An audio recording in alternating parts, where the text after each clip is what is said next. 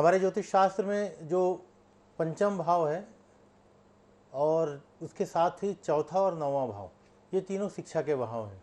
तो पंचम भाव से शिक्षा और चतुर्थ और नवम से उच्च शिक्षा के बारे में हमें जानकारी मिलता है। यदि समय रहते बच्चा सही दिशा में शिक्षा प्राप्त करता है तो वो उसको अपने जो भी टैलेंट है उसका सही ढंग से उपयोग कर पाता है। तो पत्रिका के माध्यम से हमें चीज़ें समझ में आता है कि बच्चे को किस दिशा पे जाना चाहिए। जैसा कि अगर पत्रिका में मान के चलिए कि चौथा घर, पांचवा घर कहीं ना कहीं शनि और मंगल से प्रभावित है, तो ऐसे स्थिति में बच्चे को तकनीकी शिक्षा में संभावना रहता है कि टेक्निकल एजुकेशन करेगा। अब वो टेक्निकल एजुकेशन ये हो सकता है वो डिप्लोमा करे, इंजीनियरिंग करे, या फिर वो मान के चलिए कि बच्चा कोई गैरेज में भी काम कर रहा है। लेकिन कई बार ऐसा देखा गया है कि तकनीकी शिक्षा का योग है लेकिन योग कमज़ोर है। तो ऐसी स्थिति में क्या होता है कि बच्चा 10वीं तक या 5वीं तक पढ़ाई करके छोड़ दिया और किसी गैरेज में काम करने लगा और जाकर मैकेनिक बन गया। लेकिन अगर वो आगे डिप्लोमा या ITI करता है तो कहीं और नौकरी कर लेता है, और अगर इंजीनियरिंग या बीटेक करता है तो फिर जाके देश या विदेश में भी वो कार्य करने लगता है। तो ये पता चलता है कि शनि मंगल का प्रभाव कहीं ना कहीं हमें टेक्निकल एजुकेशन की तरफ लेके जाता है।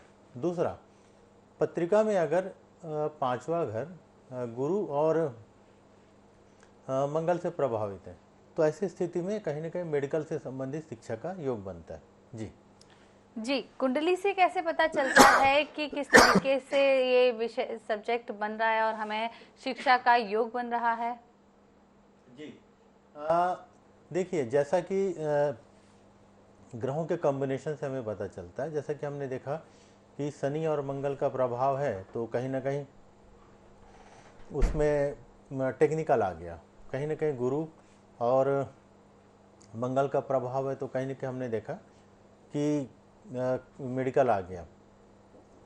इसी प्रकार अगर हम देखते हैं कि बुध का प्रभाव रहेगा तो कॉमर्स का, और गुरु और शनि का प्रभाव रहेगा तो लॉ के क्षेत्र में योग बनता है।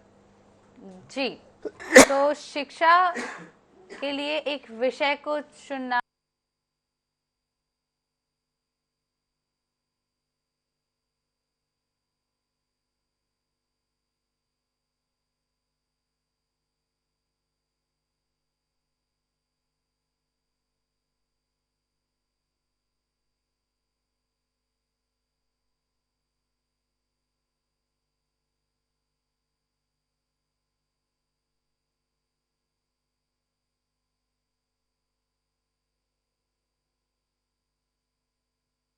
आचार्य जी, यहाँ पर हमारे साथ पहले कॉलर जुड़ रहे हैं भिलाई से बसंत। बसंत जी, आपका बहुत बहुत स्वागत है। क्या कुछ पूछना चाहते हैं आप? जन्म तिथि, जन्म स्थान और जन्म तारीख के साथ पूछिए।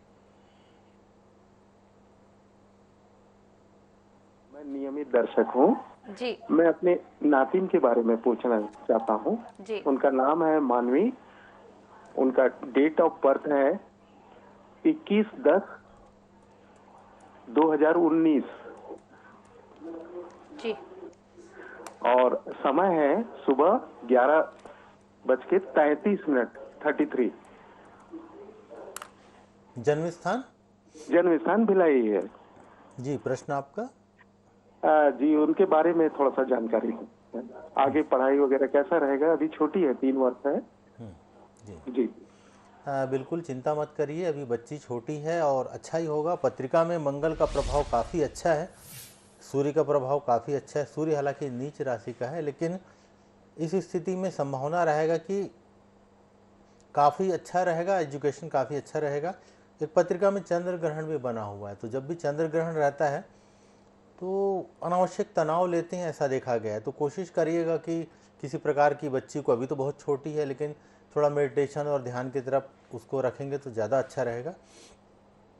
और इसके जहाँ तक विषय का संबंध है, ये साइंस की स्टूडेंट रहेगी आपकी बच्ची जो नाती है, नतनी है, और भविष्य में ये टेक्निकल और मेडिकल दोनों तरफ इसके पत्रिका में शिक्षा का योग बन रहा है। लेकिन मेडिकल की तुलना में तकनीकी शिक्षा का योग ज़्यादा, लेकिन साइंस की स्टूडेंट रहेगी। और 11वीं 12वीं के आसपास जब उसके जिस प्रकार के ग्रह नक्षत्र रहेंगे उसके माध्यम से आपको तय करना होगा कि किस दिशा में ले जाएं। बाकी पत्रिका बहुत अच्छा है और खुद जाकर स्वयं का रोजगार करेगी, तो इस बात के लिए बिल्कुल बहुत ही अच्छी पत्रिका है। जी जी आचार्य जी, आपसे जानना चाहेंगे कि जातक को किस तरीके से विषय का चयन करना चाहिए। ये क्या केवल कुंडली पर डिपेंड करता है या राशियों के आधार पर भी विषय का चयन किया जा सकता है? नहीं नहीं, बिल्कुल इसमें कुंडली के आधार पर तय करना होता है। राशि के आधार पर हम अपने जो दैनिक दिनचर्या है उसको सिर्फ देख सकते हैं। जी। राशि के आधार पर कभी भी विषय का चयन नहीं होता।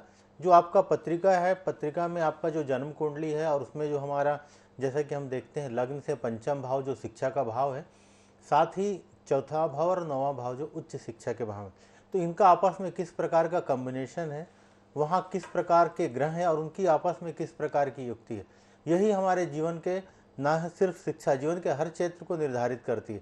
तो कभी भी राशि के आधार पर आप अपना भविष्य को तय नहीं कर सकते। इसके लिए आपको आपके जन्म कुंडली पर ही आना होगा। जी, तो आपको जब भी अपना शिक्षा के आधार पर कुछ भी चुनना है तो जन्म कुंडली के आधार पर ही चुना जाता है। यहाँ पर हमारी एक और कॉलर जुड़ रही है महाराष्ट्र से, संगीता। संगीता जी, बहुत बहुत स्वागत है आपका। क्या कुछ पूछना चाहती हैं आप आचार्य जी से? जन्म तिथि, जन्म स्थान और जन्म समय के साथ पूछिए। प्रणाम पंडित जी। हाँ नमस्कार। हाँ, मेरा लड़का है, उसका डेट ऑफ बर्थ है 30 अगस्त 94, 30 अगस्त 94, सुबह का 6:02 जी। और जन्म चंद्रपुर स्थान? महाराष्ट्र। चंद्रपुर महाराष्ट्र। जी, प्रश्न आपका?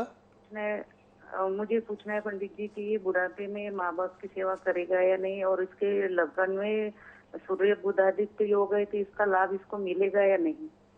बिल्कुल बिल्कुल, बिल्कुल उसको लाभ मिलेगा और आगे जाकर नौकरी का योग बनता है। और नौकरी के योग में प्राइवेट और गवर्नमेंट दोनों बनता है, लेकिन प्राइवेट में ज़्यादा संभावना और गवर्नमेंट की भी संभावना है। तो प्रयास करेगा, नौकरी का योग काफ़ी अच्छा है। और भविष्य में देखेंगे कि ये व्यापार की तरफ से भी आगे जुड़ेगा। आपका दूसरा प्रश्न है कि क्या ये माँ बाप का केयर करेगा कि नहीं करेगा। तो जहाँ तक इसकी पत्रिका है, पत्रिका को देखने से ऐसा लगता है कि इसमें इस प्रकार का कोई ऐसा योग नहीं है कि जो माँ बाप का केयर ना करे। पत्रिका में योग काफ़ी अच्छा है, तो बिल्कुल निश्चिंत रहिए कि आप लोगों का केयर करेगा। और इस जीवन में आपको आपसी संबंधों को लेकर कोई बहुत बड़ी दिक्कत नहीं आएगी। आपके बेटे को एक माणक पहना दीजिए, और एक पत्रिका में चांडाल योग है तो उसके निवारण के लिए एक 5.5 कैरेट का गुरुवार सीधे हाथ में तर्जनी में इंडेक्स फिंगर में गुरुवार को धारण कराइए, और एक 5.5 कैरेट का माणक आपको रविवार को पहनाना रिंग फिंगर में। तो ये 2 रत्न आप आपके बच्चे को पहना देंगे ना, तो जो भी दिक्कत है इसके जीवन में सब में आपको इसमें लाभ मिलेगा, और देखेंगे कि बहुत ज़्यादा तरक्की करेगा भविष्य में। तो आचार्य जी के द्वारा बताए गए समाधान को अपनाइए, जरूर उसको तरक्की मिलेगी। यहाँ पर हमारे साथ एक और कॉलर जुड़ रही हैं अहमदाबाद से, जयाबेन। जयाबेन जी, आपका बहुत बहुत स्वागत है हमारे कार्यक्रम में। क्या कुछ पूछना चाहती हैं आचार्य जी से? जन्म तिथि, जन्म स्थान और जन्म समय के साथ पूछिए। जी नमस्ते। हमारे जन्म तारीख है 8/3/75, शाम को 9:40 जन्म स्थल है अहमदाबाद। एक बार फिर से बोलिए। 8/3/75। एक बार फिर। 75। अच्छा, समय? हाँ, समय 9:40 शाम को। जी, जन्म स्थान? अहमदाबाद। जी, प्रश्न आपका? अभी क्या है, जन्म से ही मेरे थोड़ी है ना प्रॉब्लम ही चलती है, क्या मालूम, पता नहीं चलता है। और बचपन में माँ बाप गुजर गए थे, अभी कुछ पता नहीं चलता है, मेरा कुछ सही चलता नहीं है। पैसे वो आवक ज्यादा होती है तो चले भी वो चले जाते हैं, और अभी हड्डियों में भी प्रॉब्लम रहती है। जी ठीक है। आपके पत्रिका में कहीं ना कहीं कुटुंब का भाव प्रभावित है, तो ऐसी स्थिति में कहीं ना कहीं हमको घर परिवार का पूरा सहयोग नहीं मिलता। इसके लिए एक पितृदोष का एक बार आप शांति करवा लीजिए किसी भी पंडित जी आचार्य जी के माध्यम से, उसमें आपको लाभ देखने को मिलेगा। आपने कहा कि जॉइंट्स पेन वगैरह का इस प्रकार का कोई दिक्कत आपको रहता है, तो उसके लिए आपके जो पत्रिका है, इस पत्रिका के हिसाब से आपको एक नीलम की अंगूठी पहननी चाहिए। सीधे हाथ में मिडिल फिंगर में करीब करीब 3.5 कैरेट का एक नीलम आप धारण करिए, तो नीलम से अस्थि से संबंधित जो भी दिक्कत होगा उसमें आपको लाभ मिलेगा। और एक नवग्रह का उपाय आप किया करिए जब भी आपको इस प्रकार की कोई दिक्कत है। तो एक काला या नीला कपड़ा आपको लेना है, उसमें एक श्रीफल, 40 कोयला का टुकड़ा और सप्तधान्य 7 प्रकार का अनाज, इसको एक पोटली बनाइए, सर से पैर तक 11 बार उतारते हुए करीब करीब 11 शनिवार आप बहते पानी में प्रवाहित कर दिए। ऐसा साल में हर साल एक बार करिए। जब आपका जन्मदिन का समय आता है उस समय, या तो साल के शुरू में जनवरी या फरवरी में, ऐसा कोई समय निर्धारित कर लीजिए, और साल में कम से कम 11 बार आप अपना उतारा करके ठंडा कर देंगे, तो इससे क्या होगा कि जो भी ग्रहों से संबंधित बाधा है उसमें आपको लाभ देखने को मिलेगा। और एक बार पितरों की आप शांति करा लीजिए। ऐसा लगता है कि पितरों के कारण आपका कोई ना कोई कार्य कहीं ना कहीं रुका हो, तो पितरों के लिए जैसा श्राद्ध पर्व आता है उस समय उनके लिए आप कुछ अच्छा करिए। या फिर शनिवार के दिन पितरों के नाम पे कोई दीप दान करिए, दीपक जलाइए, या फिर उनके लिए शनिवार को पीपल के पेड़ के पास जाइए और कुछ भी इस प्रकार से उनके लिए प्रार्थना करिए कि पितरों को शांति मिले। इस प्रकार के पितरों के लिए जब भी आप उपाय करेंगे तो आपके रास्ते में जो भी बाधा है खुल जाएगा और भविष्य में आपको इसका लाभ देखने को मिलेगा।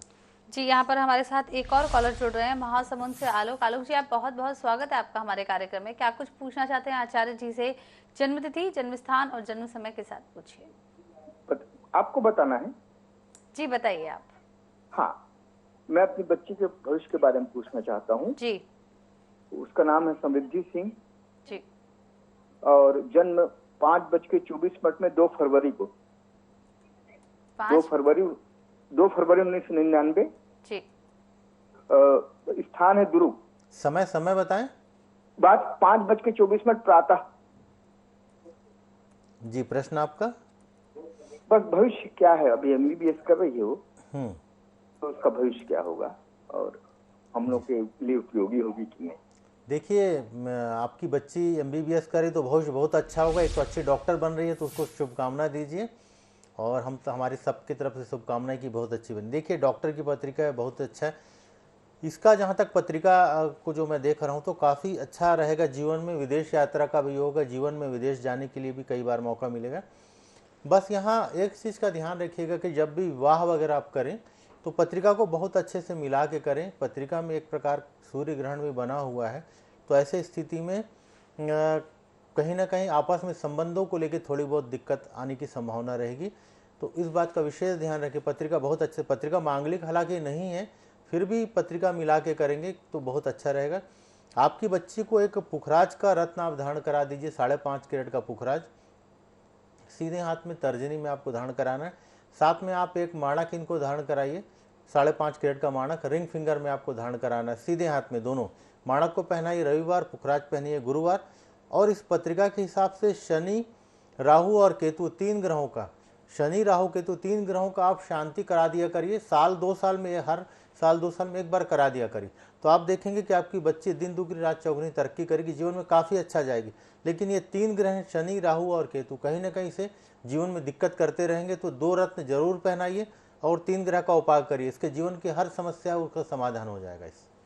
जी, यहाँ पर हमारे साथ एक और कॉलर जुड़ रहे हैं राजेंद्र चंडीगढ़ से। राजेंद्र जी, बहुत बहुत स्वागत है आपका हमारे कार्यक्रम में। क्या कुछ पूछना चाहते हैं आप? जन्मतिथि, जन्म स्थान और जन्म समय के साथ पूछिए। हाँ जी पंडित जी, नमस्कार। हाँ नमस्कार जी। 15 जून 98।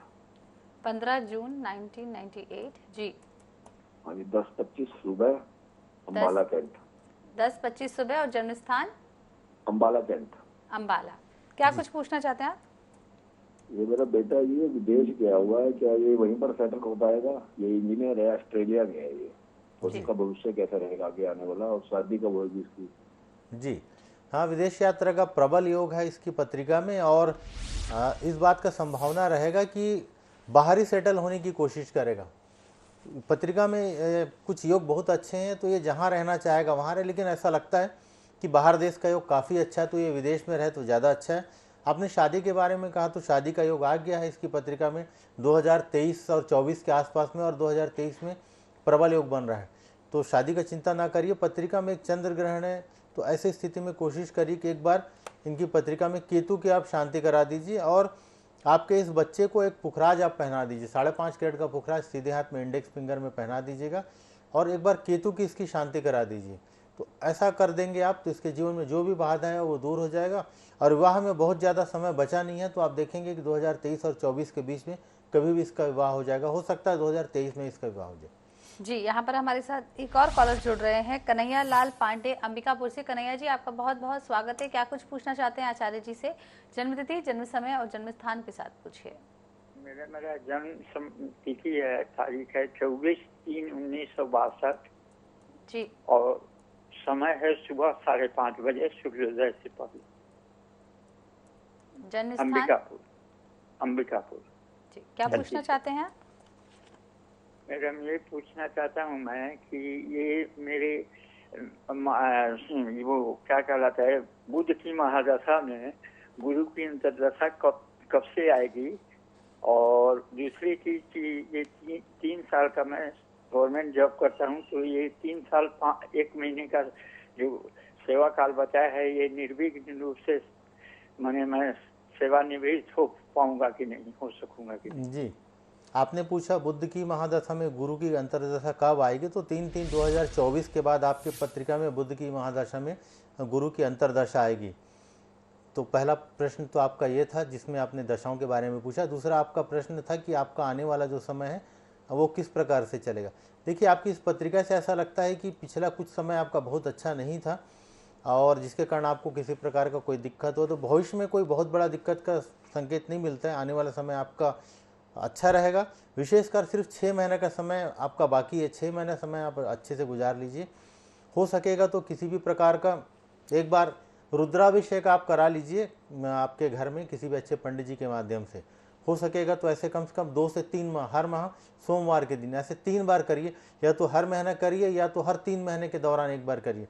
ऐसा आप कर लेंगे, रुद्राभिषेक भी कर लेंगे, तो शिव जी की कृपा से जो भी बाधा है वो कट जाएगा और आने वाले समय में आपको कोई विशेष दिक्कत नहीं होगी।